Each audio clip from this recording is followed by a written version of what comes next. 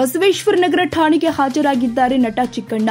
ರೇಣುಕಾಸ್ವಾಮಿ ಕೊಲೆ ಪ್ರಕರಣ, ನಟ ಚಿಕ್ಕಣ್ಣಗೆ ಮತ್ತೊಮ್ಮೆ ಸಂಕಷ್ಟ. ಪ್ರಕರಣದಲ್ಲಿ 164 ಅಡಿಯಲ್ಲಿ ಸಾಕ್ಷಿ ಹೇಳಿದ್ರು ಚಿಕ್ಕಣ್ಣ.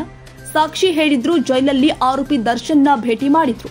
ಈ ಹಿನ್ನೆಲೆ ತನಿಖಾಧಿಕಾರಿ ಎಸಿಪಿ ಚಂದನ್ ಅವರಿಂದ ನಟ ಚಿಕ್ಕಣ್ಣಗೆ ನಿನ್ನೆ ತಡರಾತ್ರಿ ನೋಟಿಸ್ ಜಾರಿ. ನೋಟಿಸ್ ಹಿನ್ನೆಲೆ ನಟ ಚಿಕ್ಕಣ್ಣ ಇಂದು ಮತ್ತೆ ತನಿಖಾಧಿಕಾರಿಗಳ ಮುಂದೆ ಹಾಜರು. ಎಸಿಪಿ ಚಂದನ್ ಅವರಿಂದ ಚಿಕ್ಕಣ್ಣ ವಿಚಾರಣೆ.